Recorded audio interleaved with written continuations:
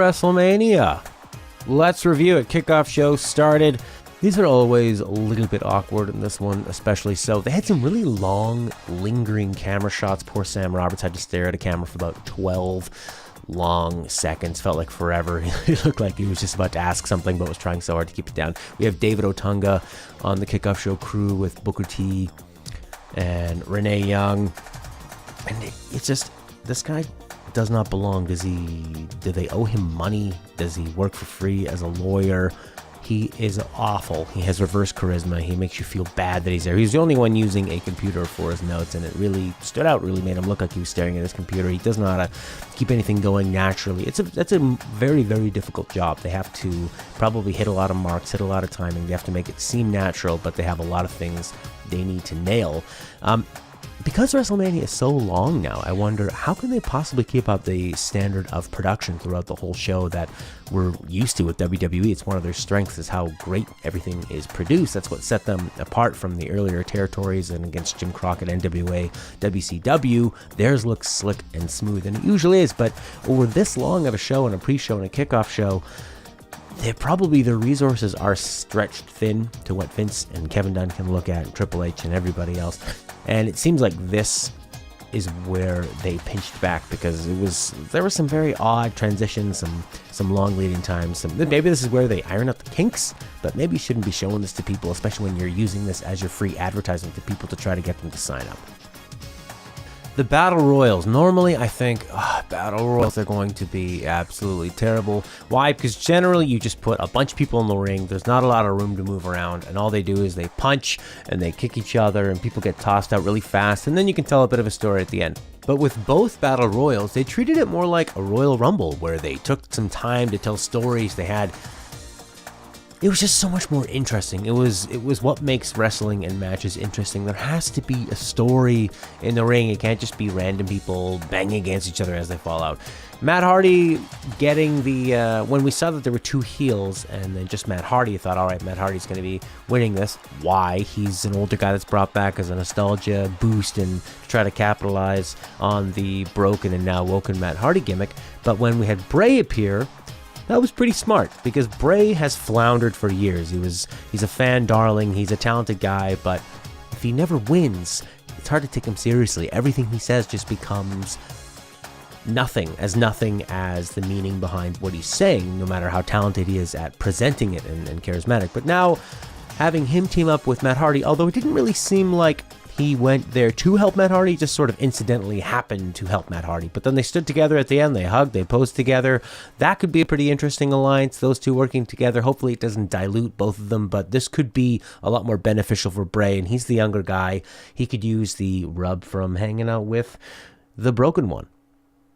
Women's Battle Royal, same thing. They did an excellent job telling stories at the beginning. I loved having all the girls team up on one. Really reminded me of, of like Mean Girls and bullying. And it definitely echoed the storyline between Nia Jax and Alexa Bliss. I mean, bullying is a bad thing, but you want to see those people get punished. Anyway, it works well, and it kind of feels more like how something like that would happen. People would form alliances like that, and that is what's interesting about putting them all together.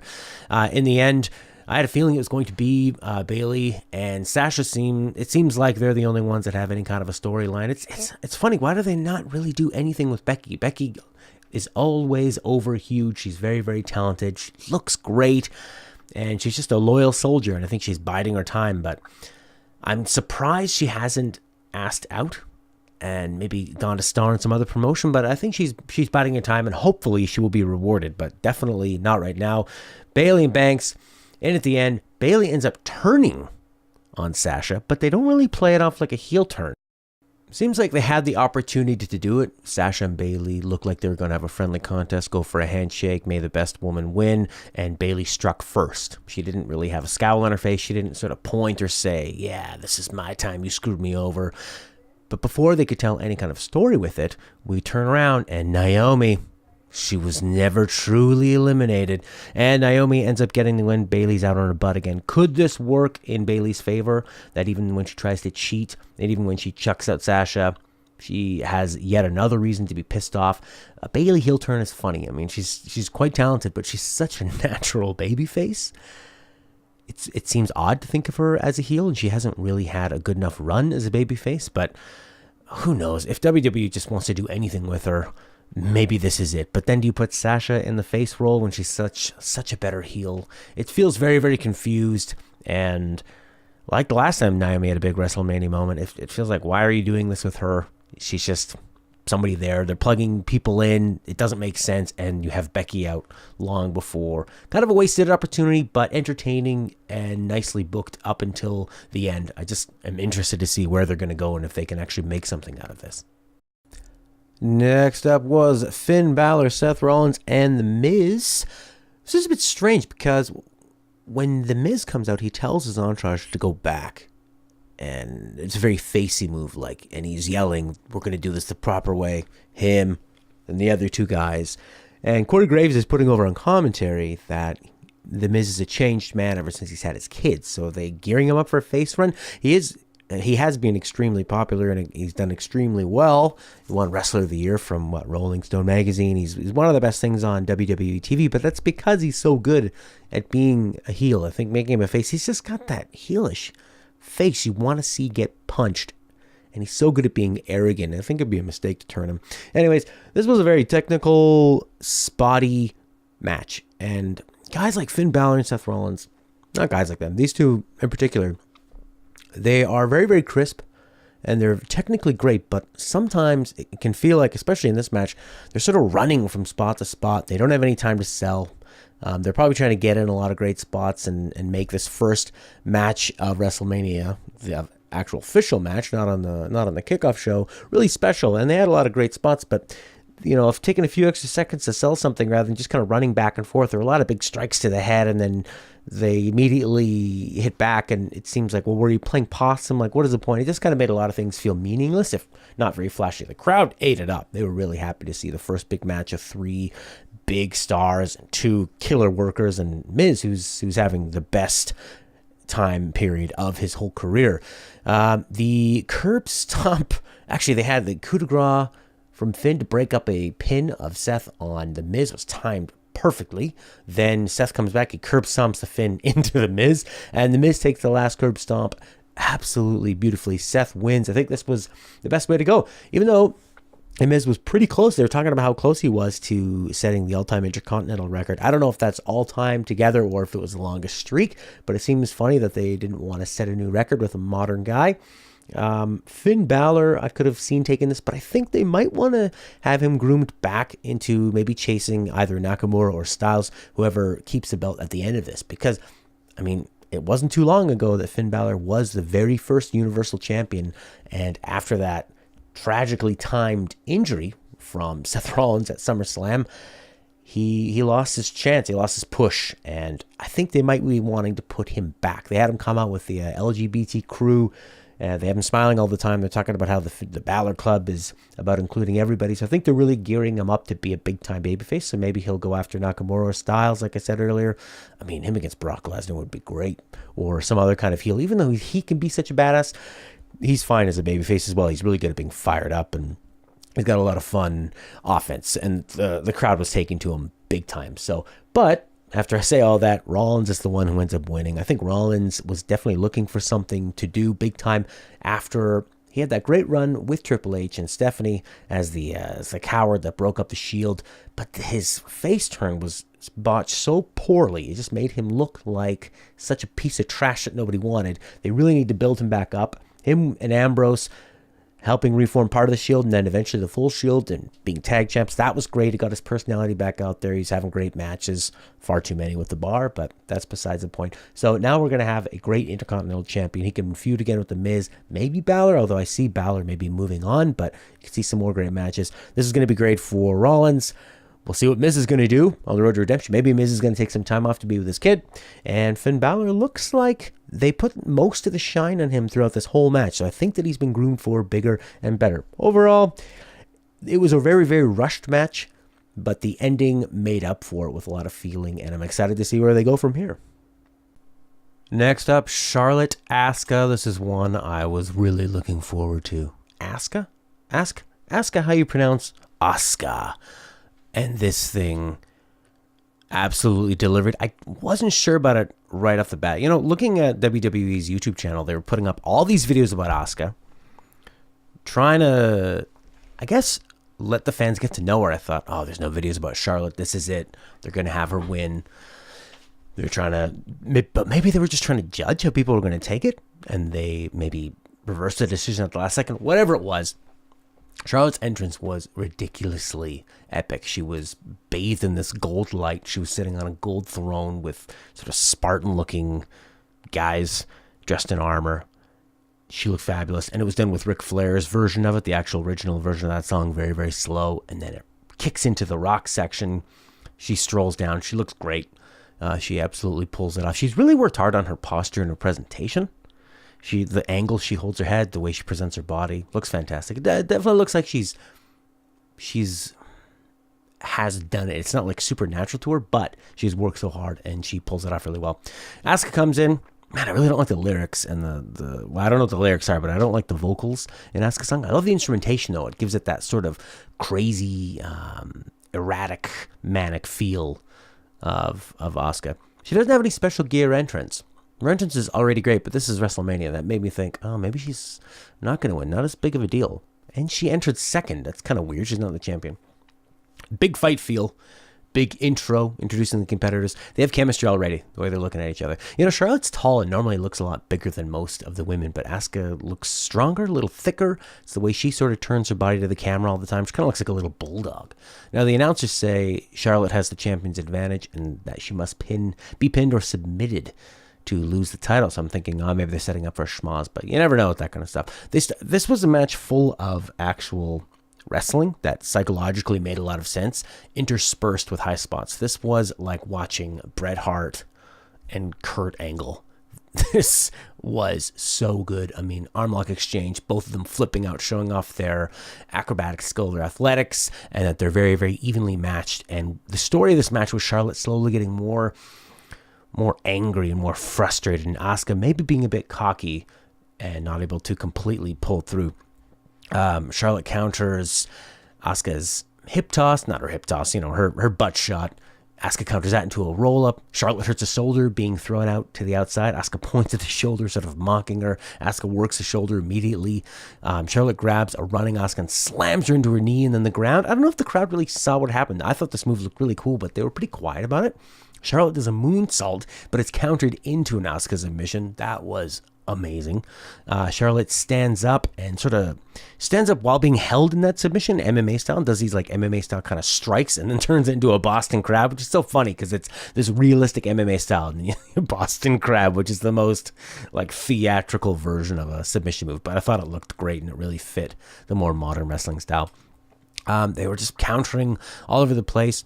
They're both evenly matched. Charlotte's injured and just getting more and more angry.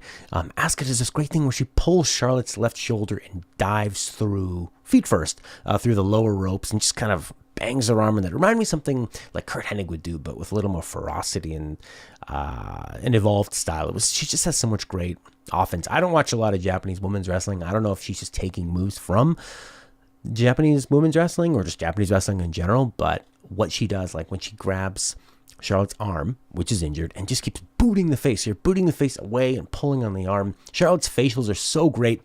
She looks pained. She's struggling. You can see the desperation, the anger, and her plotting. She completely told the story just on her face.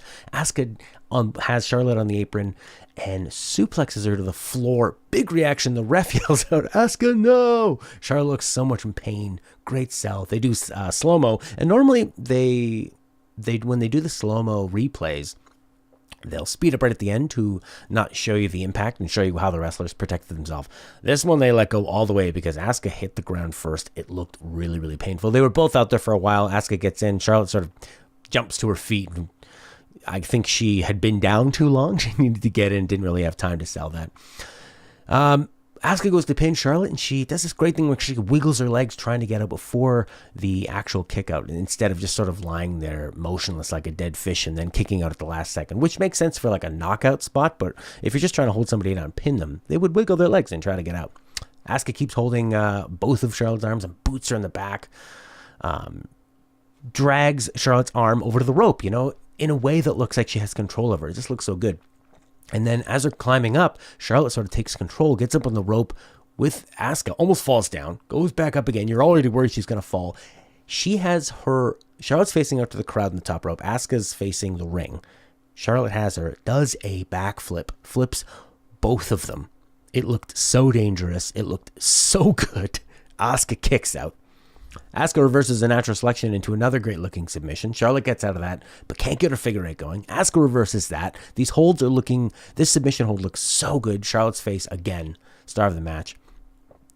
Charlotte falls back to break the submission, turns it into a pin. Asuka runs to the ropes, and she screams she's all fired up, but Charlotte runs to the ropes as well, hits her with a great spear, but she can't get the pin. And again, another great facial by Charlotte. Charlotte goes to the figure four. Asuka kicks out. Charlotte looks angry, forces it on, does the figure eight, but remembers that bad arm and lifts herself up with one arm to sell. Crowd goes nuts. She wins. I wanted Asuka to win this, but I was really happy with this match, and that was such a nice finish. And Charlotte did such a good job with her face. Completely happy with it. Afterwards, we get sort of a confrontation between the two. Asuka grabs a mic, yells out, Charlotte was ready for Asuka. I had completely forgotten she had this unbeaten streak and how important that was. Asuka looks sad then and then screams out congratulations. They hug. Charlotte sort of covers her face as they're talking in the hug. You can tell that they were so happy and proud of this match, and they should be. This was better than I thought it would be. It wasn't just a spot fest. They made it work. They wrestled, used psychology. Charlotte was the star. I was all ready to, I've been so on the Asuka train. I just love her natural charisma, but Charlotte stepped up big time. Charlotte gives her the ring, and as she's leaving to her music, a ref sprints down, jumps over the barricade, tells Cena, oh no, Undertaker's here. Cena jumps over the barricade, runs up the ramp.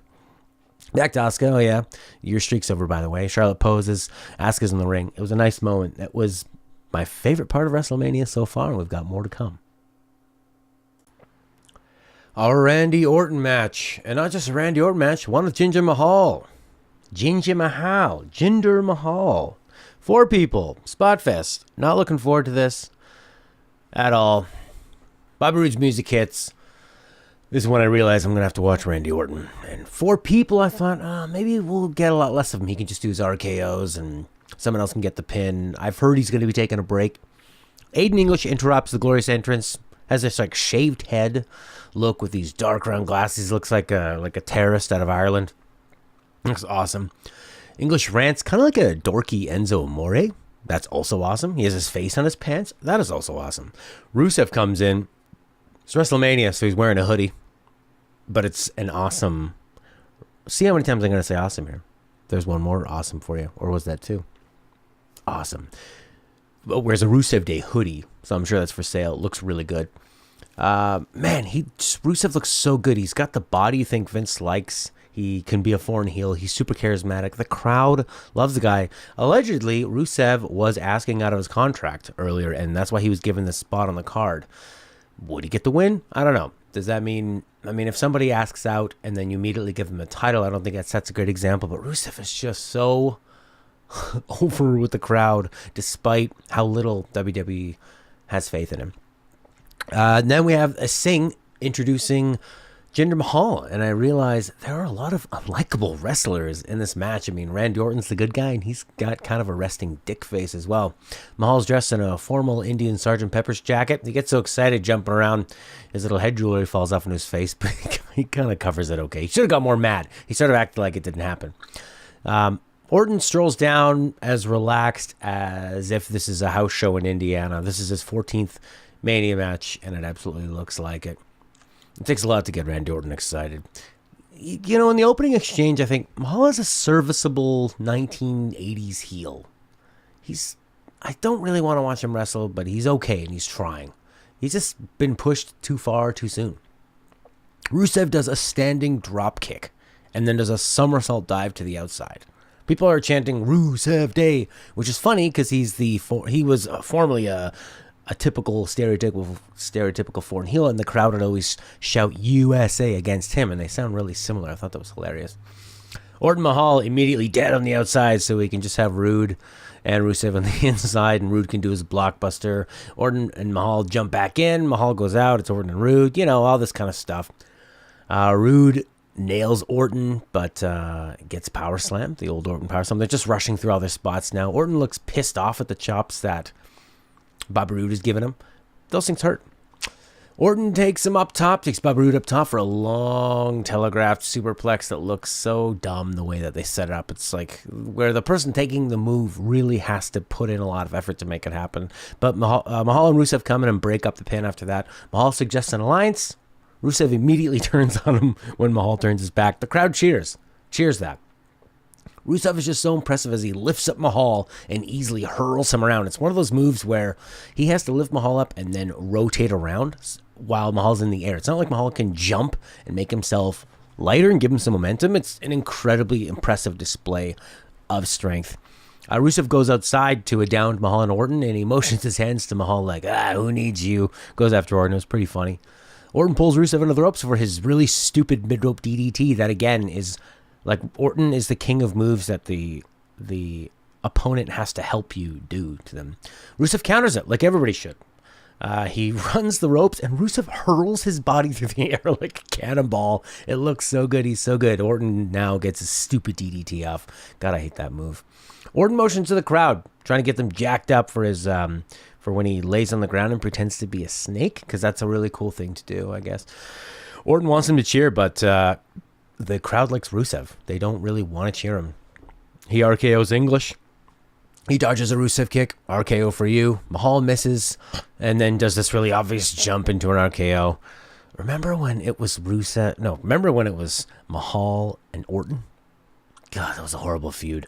The usual pins and breakups. Rusev is hitting big kicks. Mahal counters for a pin. Rusev kicks out of that and then kicks Mahal.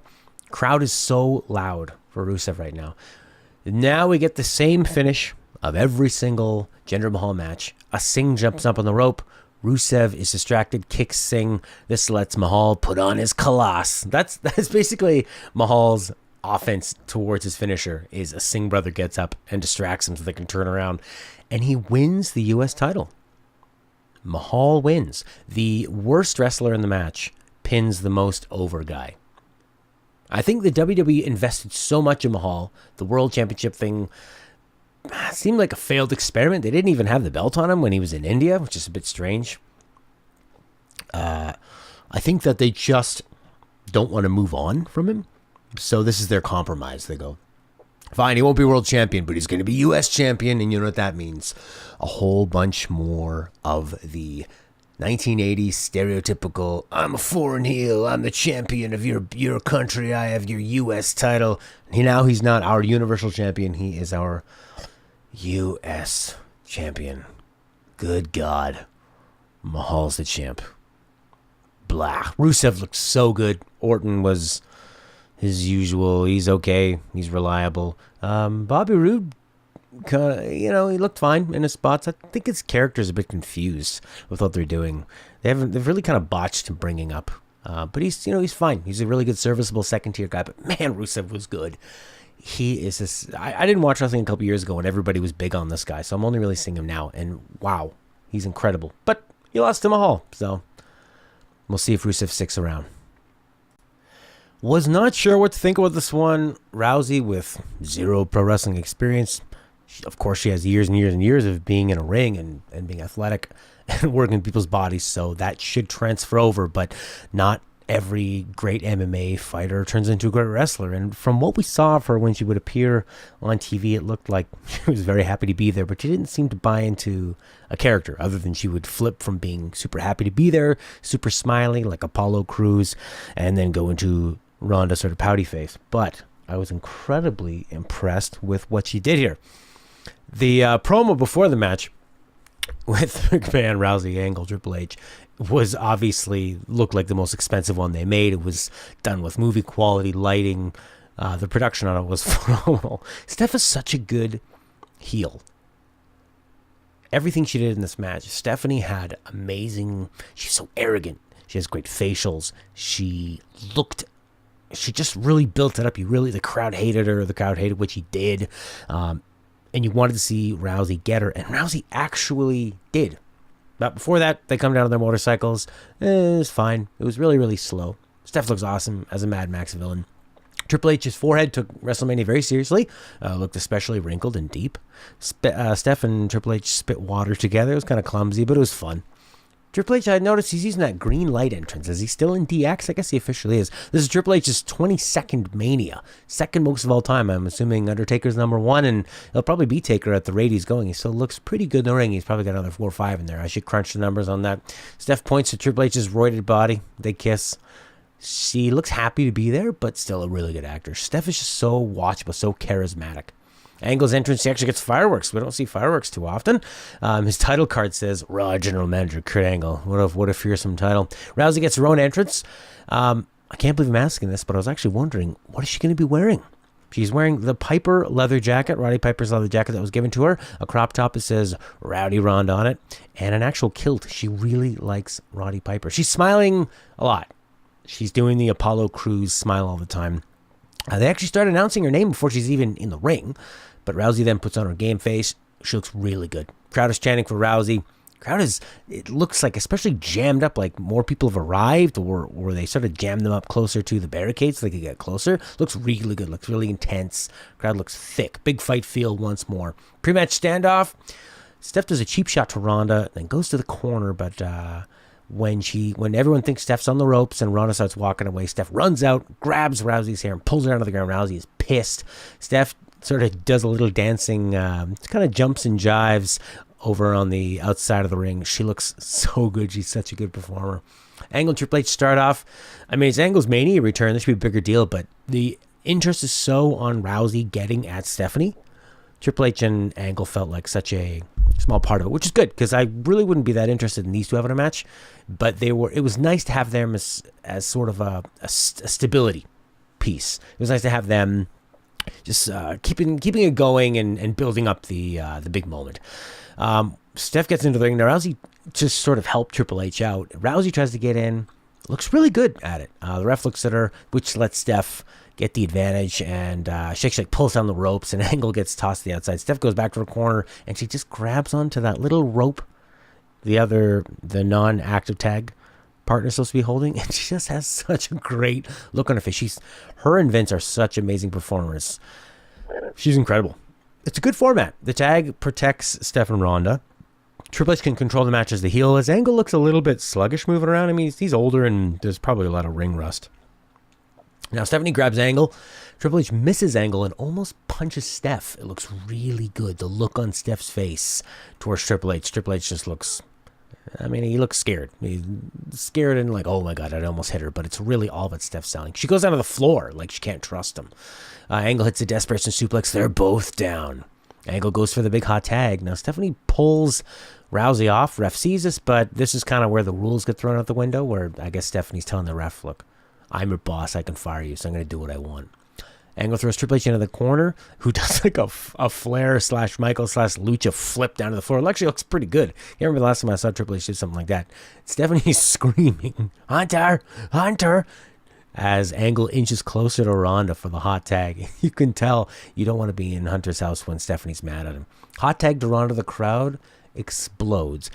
When she charges at Stephanie, the fire on her face is terrifying. She grabs Stephanie by the hair and just rips her into the ring. She Irish whips Stephanie and does this clothesline into a beautiful forward somersault. Looks so good. Does this sort of roundabout arm dancey thing into a pretty cool suplex slam, I guess you would call it. She corners Steph, starts punching her. Stephanie's blocking, and then Rousey punches her once in the stomach, bringing her down. It looked really good. Like, that's probably what happened. She would go for the strike. Stephanie would probably remember the training she's done and be able to block, but she would obviously leave herself open. So I really like that Rousey was able to nail her with that. Rousey's just ragdolling Steph by the hair, and then has this nice moment with Steph on the ground where I guess Rousey's picking Stephanie's hair out of her hand. Rousey looks really confident. I mean, she picks Stephanie up, she just hurls her around, a lot like Brock Lesnar would do. Now, Steph is begging off, and it makes me think they could have had months of build-up, a surreal Steve Austin, Vince McMahon, 1998. Could have been so good. Like, this is already really great at WrestleMania, but man, they could have done so much more before. Hopefully we get to see a lot more after. Rousey flips Stephanie over into an armbar. It looks super smooth. Rousey's working the crowd. and Steph before putting on the armbar. Stephanie goes to block it. And this is where I think, oh, God, why is Stephanie and Shane able to out-wrestle AJ Styles and Ronda Rousey? It's stupid. Stephanie blocks this submission twice. I mean, it is the WWE, of course. It really kills the crowd's momentum, and it looks a bit dumb. Stephanie thumbs Rousey, but there's no Triple H for the tag. This is where, so I thought the match was going to end here, and it would end on a high note, but it actually went on about twice as long after this. Stephanie then nails a DDT. Now we've got ourselves a match. Rousey kicks out of that. I really thought it would be over, but yep, we are wrestling with these people. Stephanie puts her leg between Rousey's shoulders and pulls on her arms, just out wrestling Rousey, of course. Rousey's selling really well. And Stephanie looks really badass. He has great facials on it. Rousey sort of powers back, gets cut off. Crowd is booing. They're really into this. And not just as a novelty. Stephanie then mocks Rousey's little stomp, but Rousey grabs her right by the throat and puts her up high in a Samoan carry position, facing the hard cam. She knows what wrestling's all about. But the camera cuts as she tosses her down, not really showing exactly what it is. I think it's some kind of F5 type thing. Rousey goes for a pin. We think it's over, and Triple H pulls the ref out.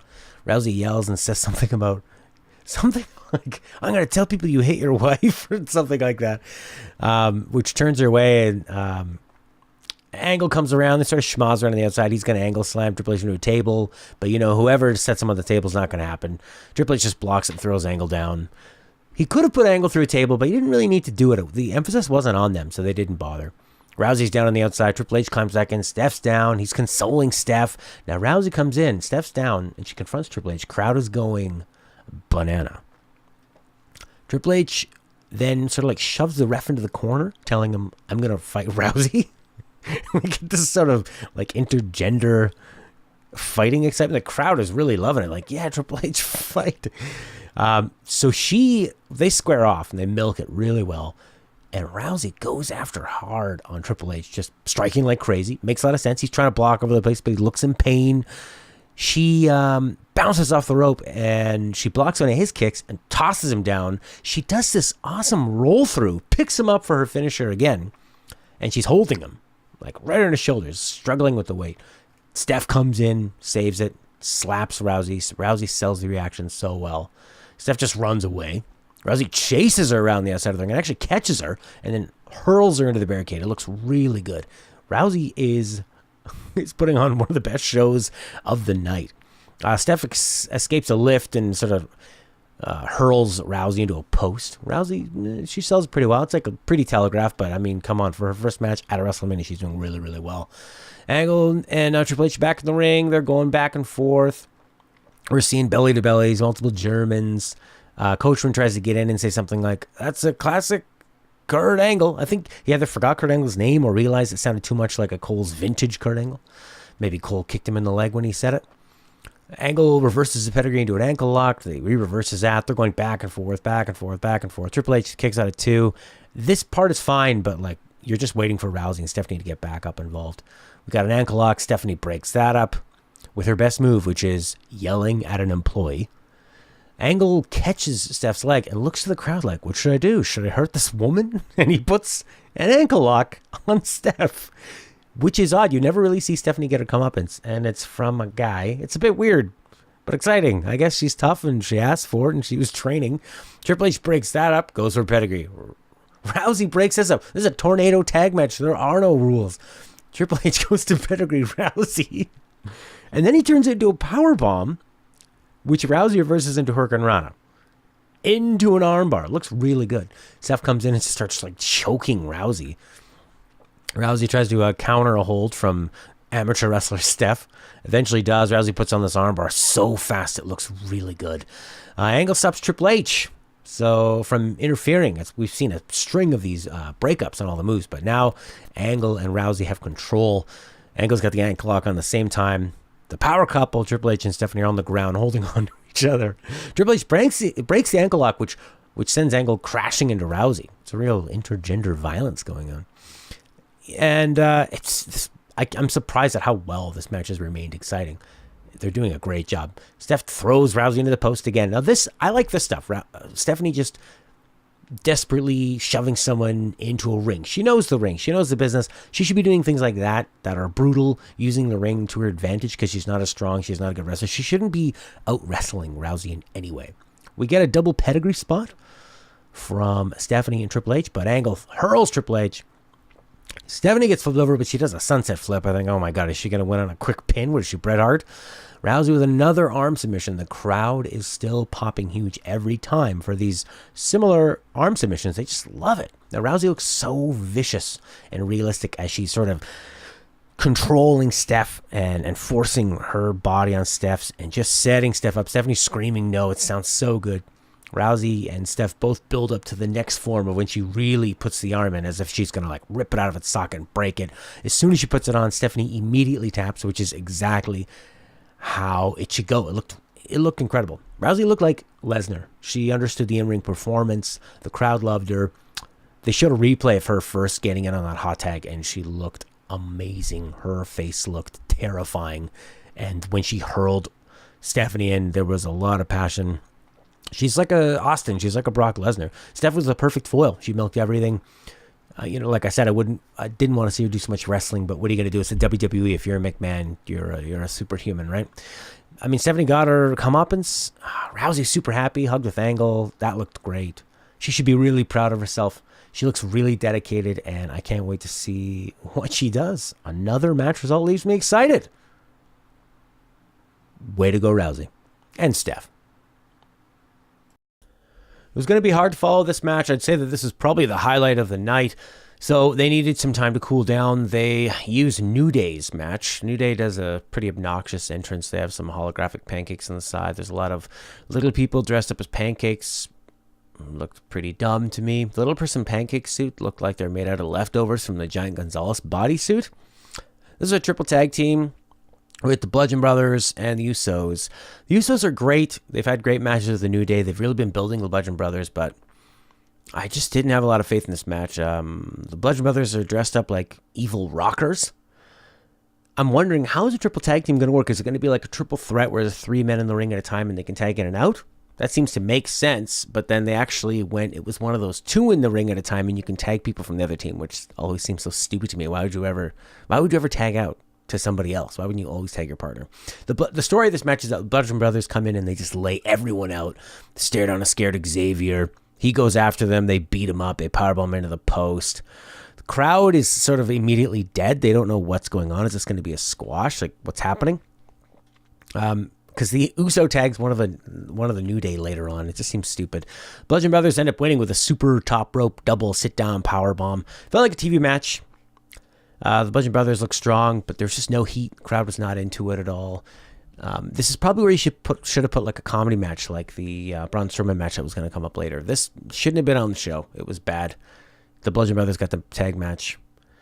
You just do this on Raw. I mean, I guess they want to get everybody on WrestleMania, but the show is too long. Is the biggest problem with WrestleMania, and this definitely could have gone.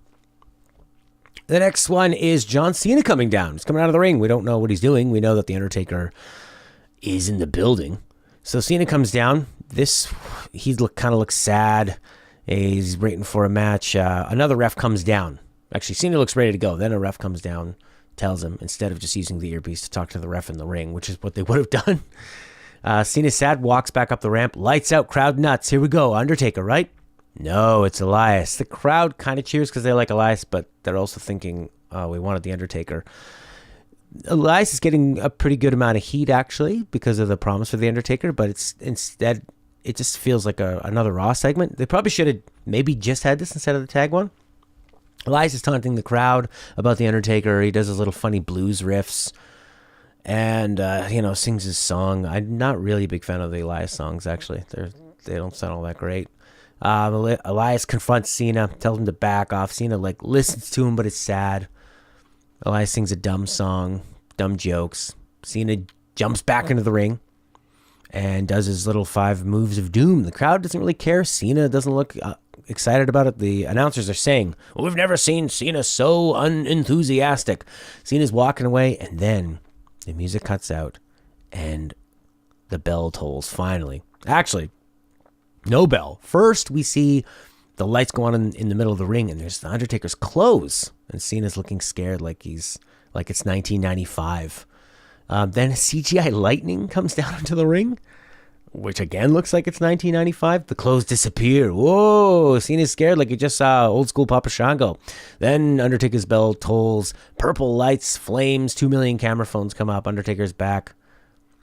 Is it the Undertaker? No, it's the Undertaker. Cena's scared like he just got cast in Scary Movie 11.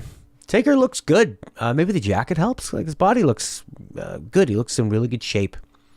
Why have all the Elias BS if you're going to do this? There's no build to this. The Undertaker eventually slowly gets to the ring. Peck's a little further spaced out, a little more droopy than before. His face looks good, though.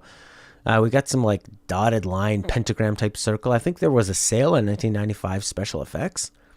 Undertaker undresses for a scared Cena. Purple lasers like it's WWF Superstars. Cena is acting scared. Like, he's good in movies, but it looks cheesy here. They actually have a match, and the Undertaker beats him pretty quickly. Doesn't get a concussion. Overpowers Cena. He misses a boot to Cena by like 3 feet. Cena still sells it anyway. Only half the crowd is going to see how badly he missed the boot. If you're behind him or the Undertaker's blocking, it would look good. But that's only how many? 35,000 people saw that looked bad. Cena starts capitalizing. Crowd boos. Taker sits up. Like, what is the story here? That Cena's a bad guy? That he's a whiner who wants a match? And the Undertaker finally gives it to him? There's no build. This just felt like a waste. It feels like how Disney has made so many Star Wars movies now that they're actually making Star Wars not special. Cole says, Taker's better than ever, and they give you a nice shot of his back knee. It was just a waste, especially because this is the best Taker's looked in years. I would have liked to see a full match with a proper build leading up to it. It's like maybe they didn't know he was going to do it to the last minute. Felt like a waste. Felt like a novelty gimmick. This is the worst. I mean, even when Undertaker had worse quality matches before, at least they were properly built up. This felt rushed and bad. Anyways, we go on to the next match. It's the Daniel Bryan match with Shane McMahon against Kevin Owens and Sami Zayn for the right for them to get rehired. Gee, I wonder who's going to win. They do this like cheesy scanning yes movement, showing the popularity of the yes movement. They show clips from mainstream sports, other sports, and just around the world, people using the yes movement. I think it's kind of WWE saying like, look, Daniel Bryan, the yes thing was more popular than you. It's nice to see Bryan back. The crowd popped kind of big for him, but not huge big. I think they're just tired from a long show and then these two confusing segments before. Daniel Bryan loves wrestling and it was cut down in his prime. So it's nice to see him and his tiny nipples back. KO and Zayn actually attacked them from behind while their music's playing. Shane McMahon's family's in the audience, and the kid mouths off to Zayn. Of course, their dads taught them that any McMahon is invincible to wrestlers. Bryan immediately is powerbombed into the apron. They call for medical help. It's such a buzzkill. The crowd wanted to just be built up for the hot tag in, and they go for this injury angle in the beginning. I understand that he just came back from injury. It's obviously not real, so it was lame, and it killed the crowd. Super sweaty Shane says he's going to take on both Owens and Zayn because, his decades of experience make him the best. He unloads with his terrible punches. They're so bad. I feel bad for Kevin Owens. He actually has a nice flying elbow, though, off an Irish whip. The camera's doing these fast cuts away every time Shane does his punch combos because they look so bad. They're trying to get off them. The crowd is so dead at this point. Zayn actually imitates Shane's punches at one point, which is awesome. Shane fights back 2-on-1, no problem. He does a, what is it called? Coast to coast. Zayn is in a tree of woe, and Shane goes up on the other side. It actually looked really good, but the crowd just wasn't ready. There's no build, and they were killed from Bryan being out. There were good spots here. They just didn't build it up properly. I mean, Bryan finally gets in. He's doing like a backflip off the top rope, a sweet hanging clothesline, a flying knee from the apron to Owens outside. The crowd is tired, but now they're starting to get their energy built up. Bryan's doing missile drop kicks everywhere. He does this mystical drop kick off the top rope and sort of hits his head on the ring apron. Not on the ring apron, but in the center of the ring, the mat of the ring. And it looks like he's injured. And you're thinking, oh, did he hurt his neck? Did he hurt his back or something? But then he turns that into a sweet kip-up spot. So I thought that was pretty smart psychologically. He has both Zayn and Owens in opposite corners. He's doing back-to-back flying legs or flying knee or whatever he does. He does a top rope Hurricane Rana. Brian gets control. We get pop-up powerbombs kind of do their spots. Zayn, it's like a big trend this year, well, in this WrestleMania, that 3/4 of the way through the match, the wrestlers will yell something scripted at each other. Zayn keeps yelling to Brian, how could you do this? How could you do this? And punching him. It's not really clear what. Does he mean come back? Does he mean make them have to hurt Brian? I don't know. We get yes kicks, a yes knee, a yes lock, and yes to the tap. This match was killed by knocking Brian out immediately. Totally killed the buzz. Way too much Super Shane. He's just not great in the ring. He's good for a stunt now and then, but it lacked heat. The crowd eventually got into what Brian was doing, but it was just poorly constructed. I mean, Shane's big moment, the biggest set piece of the match, the coast to coast, wasn't properly built. Brian kisses Brie out in the crowd at the end. She looks like the nice one of the twin. And Super Shane lifts Brian's hand. You know you made it now, Daniel Bryan. This should have come early, and they should have put the Rousey match later, but I think they wanted the Rousey match on really early so it could make SportsCenter highlights. This is when the show is starting to feel really, really long. Now we have Bliss and Jax. Bliss descends from this pedestal, and she's got this really weird upside-down triangle. Not a crown, but sort of like a four-head. What do you call those things? You wrap them around your head. It's like the hair banner, head banner. I don't know. It looks weird. It seems like the elaborate entrances have to come first because Charlotte came out, and Charlotte and Bliss are both the champions, but they come out first in their respective matches, I think, because they have these big, huge entrances. It's probably some kind of equipment technical issue. Jax comes out. She's got a black outfit with this golden color, emphasizing her midsection. It's kind of an odd choice. I mean, she's a beautiful girl, but you need to play to each body type, right? Jax looks upset and determined. They have good chemistry right off the bat. And, even though Bliss is way smaller and is playing the underdog, they do a great job of making making Bliss seem mean. And she ends up really targeting the knee and the leg of Jax. And then Jax is selling it and she's coming off as the vulnerable babyface. For them to be able to assume those roles with their size difference is fantastic. Both of these girls worked really, really hard. This was like watching a Bret Hart Diesel match. Or Bret Hart Undertaker. Did a fantastic job of it. Nia Jax starts the match by just demolishing Mickie James, which is really smart to knock the person out that was going to try and come in and interfere later on. So it makes sense. Take her out before the match even starts so you're not going to get disqualified for it. And this also builds up to the moment where Bliss is eventually going to get her comeuppance. So I thought that was a really smart pre-part to the match. And the match was done really, really well. Bliss is just amazing. She has such great heel offense. The way she double stomps. She has really creative leg moves on how to target a leg and a knee. And she just looks so vicious when she does it. Jax actually wins. And she does it with her Samoan drop finish off the second rope. Crowd was finally back into it. These two did a fantastic job. Maybe they should have put this after the Rousey thing or put a comedy segment than this match. I mean, Bliss came off as the mean bully. Jax actually seemed vulnerable. The crowd was behind Jax, even though Bliss is super popular. But Bliss is so talented. Jax did a pretty good job. She did better than I thought she was. They did a fantastic job. Jax celebrates with the title. The crowd is behind her. She looks happy. It was a really nice moment. Now I have Styles and Nakamura. No real build other than it being a dream match. Nakamura's entrance was pretty neat. You had this chick ripping on the guitar before the music kicks in. The lights come up. You've got 10 drummers, 10 violinists.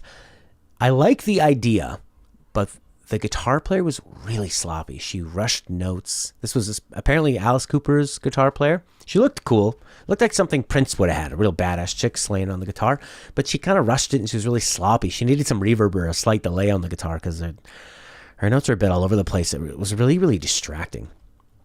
These two have unfortunately, just a solid match with a lot of back and forth, a lot of, nice strikes, a lot of reversals, a lot of evenly paced wrestling where it's hard for each of them to get the best of each other. Styles is sort of working heel in the beginning. He's pulling Nakamura's hair and shoving him in the corner and the ref is, telling him to get him out of there.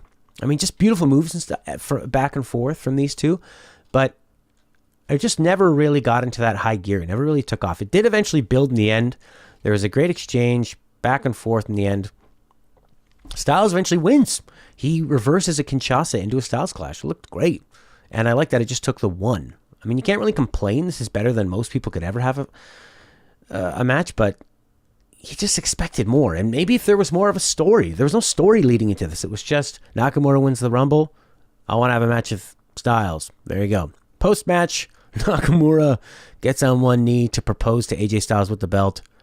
Nice moment, but boom, he low blows him. Now we can actually go somewhere with this feud. Now Nakamura can play the baddie and go after Styles, but I kind of thought, why? Nakamura is so over, and now you're going to turn him heel? It just seems confusing. Like, Styles has been a face for a long time, and everyone is really behind Nakamura. And what are you going to do? Come not have that same song that everyone's singing like crazy? Is he going to be mean to the crowd? Is he going to play more of a tweener thing? Are they trying to get away from face and heel? Who knows? But it's just the show is long. The crowd is into it, but they're just low energy. Next, we have some kind of Burger King looking New Orleans Mardi Gras parade for the bar. They come out. They basically look like that Burger King mascot with the giant heads. If you've never seen the New Orleans Mardi Gras, I guess that's what it is. Really oversized bobblehead people in a parade. They look pretty funny. Braun comes out and he really scares all the Mardi Gras heads, and they're running around in fear with their huge heads. It actually looks hilarious. And then he pushes the float off the stage. That looks great. Braun comes out, says his tag partner is, and I was thinking, he's not going to say the WWE Universe, is he, and not pick anyone?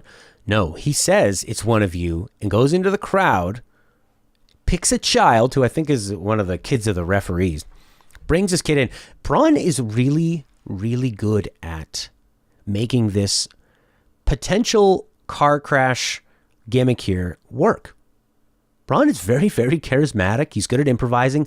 He brought the kid up to the ring, and he holds down the lower rope to, so the kid can get in. The kid doesn't notice it. So Braun hops up and pushes the middle rope down and then yells something like, "Get in the ring." And he's so loud, you can pick it up on the ring mics. And the kid hops through there and, Braun climbs through. He almost trips up getting in, but he just plays that off so well.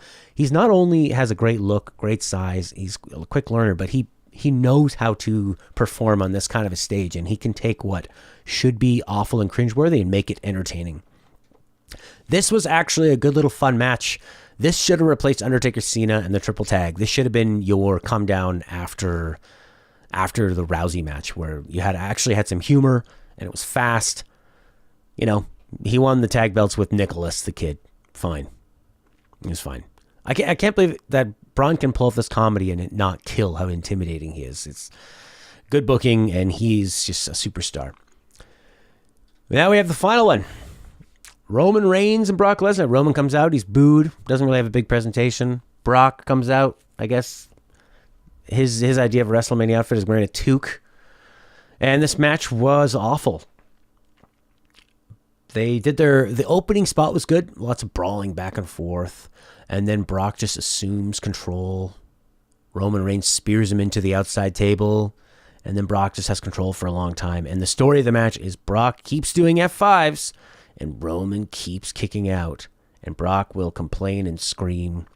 And then hit him a couple times. Roman bled a lot. I think they were trying to go for like a WrestleMania 13 Austin bleeding to try. Like, they're just trying so hard to show that Roman Reigns will never give up. And Brock can't believe it. Brock's a badass. Can't believe it. But it just becomes so obvious. People think, well, eventually Roman's just going to win it. And then he didn't. He had one little comeback, couldn't put Brock away, and Brock won. The crowd was playing with beach balls. You could tell, or they were either playing with beach balls or they were doing a wave. They were not watching the match. They were looking all over the place, cheering and booing at the wrong times, chanting, "This is awful." And it was. The match had a very overly simplistic story with no depth, no excitement, no build. This was a terrible, terrible main event. And Lesnar wins, so I don't know. Like, what are you doing with Reigns? I think everybody was finally ready for Roman Reigns to win. Just have a good match. They've actually had a good match before. The last one they did was pretty good when Rollins came down. Maybe they should have had Carmella come down and cash in and then win. Overall, this show had a few pretty dynamite matches. Charlotte and Asuka, Ronda Rousey and Stephanie McMahon were the highlights for me. It was way too long. It just killed the momentum of the crowd and of the show. Cena and Undertaker was a waste. Triple tag match. Shouldn't have been there. I actually like the women's battle royal quite a bit. And the men's battle royal, at least they had some storyline there. Terrible main event. Styles and Nakamura was good for anyone else, but for them, a disappointment. If you haven't seen the whole thing, skim through a couple of the matches. Bliss and Jax is worth watching. Charlotte and Asuka is worth watching. Styles and Nakamura is pretty good as well. That's about it. Daniel Bryan returning is kind of nice, but they kill the most exciting part of the match by having Bryan injured right away. Man, it was a badly paced show with a lot of badly paced matches, but my MVP, Ronda Rousey. She did so well. I'd love to see her and Stephanie have an Austin McMahon type situation moving forward. She looks like she gets it. She moves really well in the ring. The thing about Rousey is that her retiring from MMA, she's still really young. I mean, by the time a lot of wrestlers get to WWE, I mean, AJ Styles is in his 40s, and I think Nakamura is too. So you've got Ronda Rousey in the prime of her wrestling career. She might be definitely not in the prime of her MMA career, but now she could have like another 10, 15 years. She's basically like Kurt Angle and a Brock Lesnar, but she's a lot more agile than Lesnar, and she's got a lot of fire in her, so be interesting what she could do. Maybe she comes out as a heel later and like kind of rock this. The crowd is so behind her. They love what she's doing. So anyway, that's my review on the show. Let me know what you thought of it. I'll talk to you later. Bye for now.